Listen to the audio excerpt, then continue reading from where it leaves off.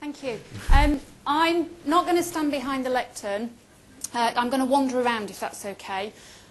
I'm Sara Wright, Organisation Development Manager at Electrocomponents. I'm going to be doing the 10 minutes and I'm with my colleagues Jane Townsend from OCM and David White from Star Consulting. I also have the pachar, whatever it's called. I can't quite work it out. But I've cheated ever so slightly. You're going to see 5 slides that repeat themselves 4 times. And the reason for that is I learnt something years ago that you've got to repeat. So I decided just to do exactly that. And the slides that you're going to see, I can't do this as well as Jane did it, but the slides you're going to see along the lines of the challenge, some of the tools and techniques that we actually went through, the impact, and then it repeats itself. So if you missed it first time round, you actually get to see the coaching tools again and again. Okay? Let me start off with the challenge. RS Components, as we're known as a brand name, is a very paternalistic organisation. We've been going for 70 odd years. We basically sell components, semiconductors to businesses. So it's predominantly engineers. And that's our history, that's where we've come from. And maybe because of the type of people, but it's a nurturing environment in the sense of people like to do things for other people because they think they're helping them.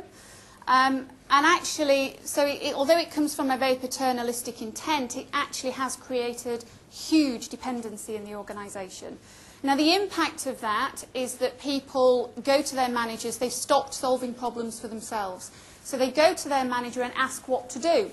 And because our culture is based on expert power, it feels good to be able to say, I know the answer to this, so hey, let me give you the answer. And you can imagine over the years as that culture's developed, that's the impact it's had. So we've created dependency. We've also created a situation whereby my executive committee are constantly making decisions of quite a basic nature. So, real issue in the organisation. So what we did was we said, hang on a minute, we need to do something about this. And because I'm personally very passionate about coaching, I said, I think this is the answer. But getting coaching through my organisation is classed as pink and fluffy. So I said, I can't do pink and fluffy. So what I did was I said, let's call it leadership coaching. And that's when we started to talk to OCM and Julie Star Consulting. And we said, look, I've got this problem, it's got to be very pragmatic, very practical, very sort of hands-on. I can't tell these guys they're not very good because they won't listen. I've got to sort of build on what they already do reasonably well. So that's what we did. So between myself, Julie, who you're going to meet shortly, and OCM, we designed a programme. And it's very much a programme. So it's 2 days where you take somebody and you say, look, you can already do one-to-ones and appraisals. So we're just going to give you some other tools and techniques. We made it sound so easy for them. And over 2 days, they really threw themselves into it. I mean, fair play to the guys. They were doing role plays. They were learning new techniques. They were really being challenged and stretched. What we then did, we then said, OK, go back to work for 3 or 4 months. Practice this in a live environment. So far it's sounding okay. Well, what's new and innovative? The models that you see, you won't have seen before, so they're definitely new. The fact that we've accredited the programme with the OCM, that's new as well. But also what was most important was that these guys went back to work and they had telephone coaching throughout the experience.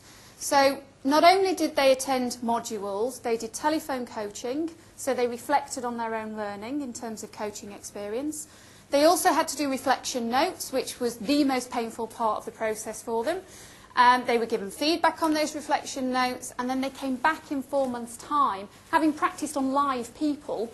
And I don't know whether they told them or didn't tell them, actually. In some cases they didn't. They just went and practiced. They came back to us in 4 months' time and said, right, I've got so far, I now will go through an assessment. So it's very practical. So we didn't just say, hey, what's your theory like? It was very, very practical tool. And that's what really made the difference for them, because it's leadership coaching at the end of the day. So they came back, they did their assessment, and then they had to do a couple of other things, including 180 feedback, personal development plans. And actually, at the end of that 4 months, they really felt a huge difference. And In terms of robustness evaluation, we've got the 180, we get anecdotal feedback. I get senior people coming up to me on a regular basis going, you wouldn't believe the mindset change that's happened to me. I'm feeling very different both in my private life and my personal life. So huge benefits to them as individuals, which is where we started from. We took some, what I would call fairly raw talent and just grew it and developed it using different techniques, different tools, and embedded it as well, both for them personally, but also in the organisation. So where are we now? We're on our 3rd programme to get the external accreditation. And I've also taken exactly the same programme, worked with Julie and OCM and said, look, can I sort of use the material? And I'm running it internally for the next layer down. So in terms of cascading it, the way we're really embedding it now, which is quite different, is you get internal candidates, or people, we call it the internally run one. So I'm running that, so we get 12 delegates through it. Their coach mentors are people who have been through the external programme. So we're reinforcing it both in terms of the embedding, giving permission, but also making it really acceptable to do this thing called leadership coaching.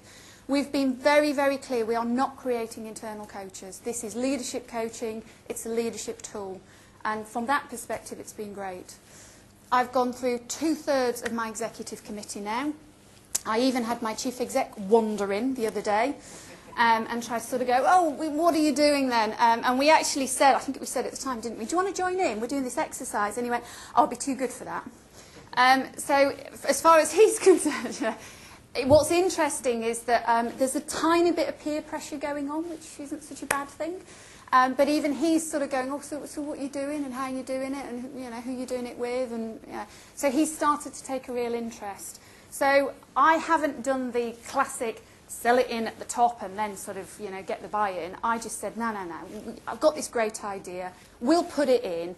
We'll get some real sort of cynics on it in the first instance, and we'll convert them, and then we'll just let word of mouth spread through the organisation. And that's exactly what's happened. I was with somebody yesterday who said, oh, word of mouth, great programme, how do I go on it? So it's starting to make a real impact in the organisation. And my final slide, which I was thinking, what do I do on my final slide here? I just went, oh, you know what the best photo is? The previous cohort. And you can see they're a pretty mixed bunch. Definitely global. You've got continental Europeans in there. You've obviously got LA coming over from Shanghai, so there's a similar theme coming on. James come over from Singapore. You've got a real mix of people on that programme. 4 of those people are members of my executive committee. So we've really got the buy-in at the top. And it was a sunny day as well, which makes a huge difference, actually.